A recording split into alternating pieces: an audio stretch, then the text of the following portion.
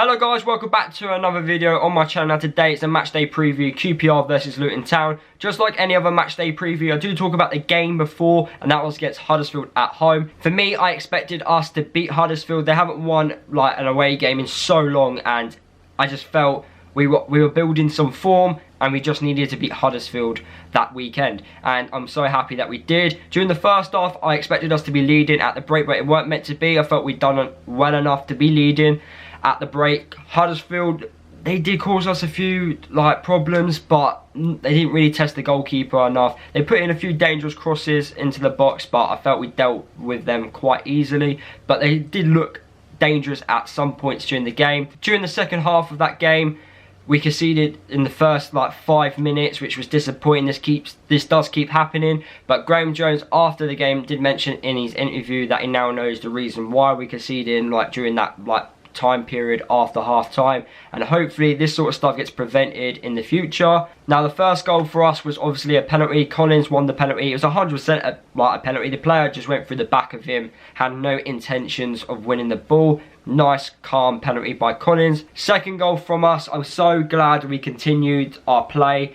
Shinnie with a fantastic goal. Huddersfield players, they kept faking injuries. They kept, every time a player got touched, he would go straight to the floor, and I'm glad that we continued. The player did not have a head injury, and he was just faking the injury, to be honest. So yeah, overall, I'm really happy that we got the result, and yeah, we've won 3 games in a row now. However though, going into this game against QPR have won back-to-back games themselves. They've beaten Sheffield Wednesday, which we lost to, and they've also beat Wigan. Now, some younger supporters probably won't know this from both set of clubs, but there is some history between Luton and QPR. There is a little rivalry. As it's like a little rivalry between us and QPR, hopefully this weekend the atmosphere will be very good from both set of fans, and hopefully the players will be up for it. QPR have a manager called Mark Warburton, and if you guys remember, I actually wanted Mark Warburton as the next Luton Town manager, but we went with Graham Jones, which at this moment in time has worked out really well. Mark Warburton for me is a fantastic manager, and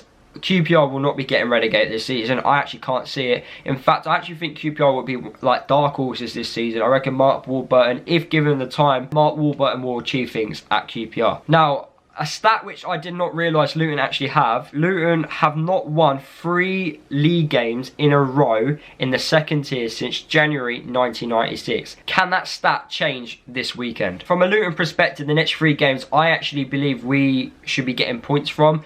We've got QPR, we've got Hull, and we've got Blackburn. Out of the 3 teams, I personally think QPR are the strongest. If we can get something from this game against QPR, that would be fantastic for me, as I do reckon we can beat Hull at home and get 3 points at Blackburn as well. I think this season for QPR is going to be their defence. That's the problem. Going forward, they are very dangerous and can score a lot of goals. They've got Jordan Hugo, who, I think I've said his name correctly, who is an experienced championship striker who is on loan from West Ham. They've got young, exciting players who have got pace, who have got skill, who can cause us problems as well. And I think our defence isn't the best, their defence isn't the best, but both of our teams going forward look really deadly, and I think there'll be goals in this game. I think for us, we need to take advantage of our set pieces. I think attacking set pieces, we are brilliant. It's just defending set pieces where we let ourselves down a little bit. Few stats to read out for you guys. There's been over 2.5 goals in each of QPR's last 3 league games. Only one of Luton's 8 competitive matches this season have witnessed under 2.5 goals. Luton are winless in 15 competitive away games at QPR. Drawn 7, lost 8, following a 3-2 win back in October 1984. So stats don't really go on our side heading into this game against QPR. Now, my projected lineup which I would play against QPR. So in goal, I'm going to go with Sluga. Right back, Bolton. The 2 centre-back partnerships, Pearson and Bradley. Left back, I'm going to go with Bree. In the midfield, Butterfield, Tunnicliffe and Shinnie. As the 3 attacking players, Collins, Cornick and Lawar. Hopefully we can get something from this game, despite stats being not on our side. As we won 3 games in a row, hopefully we can get something from this game and continue start like an unbeaten run in the league. That would be great. Obviously, international break hit us at the wrong time, and hopefully that doesn't stop that momentum going into these next 3 league games coming up.